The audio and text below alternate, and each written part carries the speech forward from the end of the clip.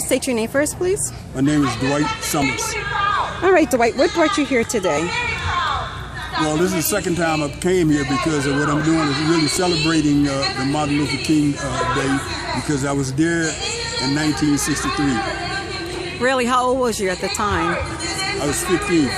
Really? So what was that moment like for you at 15 years old, coming here on Washington to hear Martin Luther King speak? Well, at that time, I won a contest from my school and everything, and I was really excited because of the simple fact that I won the contest and they got me press passes to get up on stage where Martin Luther King was. So I was really excited to get the pictures and everything that I got. That's awesome. So what did it mean to you at that time to hear Martin Luther King speak? Well, to hear his speech, I had a dream and everything was illuminated to me, because what it did, it really got me excited about the future, about my future at that particular time. So as years went down, I began to realize that some of the things that he talked about became a reality. And then I also saw some things that are still not reality that are working on today. Even like today, we're still talking about jobs and justice. And it still there's not too much justice. For instance, the voter registration in North Carolina. Okay, we marched on that to make sure that voters be voted everywhere, but yet and still the legislator in North Carolina, they cutting all this stuff out. And so now you got to really go back, sort of like back to the 60s because of what they're doing down there. All right, so that's wonderful. So how has it made an impact in your life, and what type of continuity have you had since then? Were you able to use that influence and experience and to transcend that to your work, to your job? And have you had an opportunity to touch other affluential people along your journey and continuity of that experience for hearing Martin Luther King speak? Well,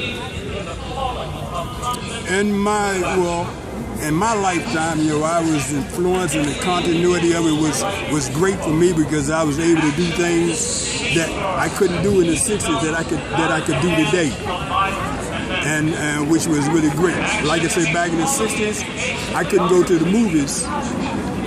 In the 60s, I couldn't go sit down in a restaurant. I had to go in the back and order my food in the restaurants. But here today, I can go into the restaurants, I can go to movies and do things like that. Now, as far as my work and everything, I was really appreciated because the door was open where I was able to get into a job that I could go different places to take pictures, to do presidents. I had a chance to work with a few presidents and things like that, and which was really great to me. And for influencing everybody and some other kids, I used to teach photography school, as a matter of fact, one of the guys that I taught now, his name is Doug Miller. He does photography for the White House now. So when you said that you were with presidents, what presidents were you with, and what did you do with those presidents? Okay, I started out with President Carter, taking pictures. Then I moved to Reagan, to Bush, to Clinton, and to Bush Jr. And also, I started out with Nixon. When he came in office, I managed to get the pictures of him when he was in the Watergate scandal and he was waving goodbye. I got pictures of him there, and that's when I started taking pictures for the government. Okay, that is awesome. So here you are now, 50 years later. Now, what do you expect to hear today from the president? Well, pretty much he's going to say the same thing he's been saying all along, but the problem is it's not the president I'm expecting to do things. I'm expecting the Congress to do something for the president. Some of the bills that he has, he's still fighting the Congress to see whether he can get them passed and everything, like the health care and everything. Okay, I'm getting to the point where next month I'll be into Medicare. Okay, so they're fighting that. So these are the things that I'm looking for to really enhance my life even further than what I am now.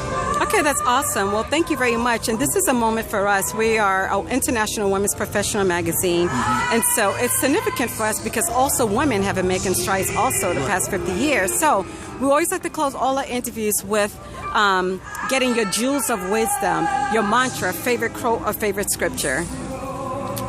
Well, my favorite scripture is that I can do all things through Christ, which strengthens me. You know, and I'm a firm believer. I've been in the church since 1976, and as a matter of fact, I'm actually really calling me Elder Dwight Summers. Awesome. Well, thank you so very much for sharing this moment with us, and we really appreciate it. And thank you for being part of history. Now I'm a part of your history. Okay, thank you.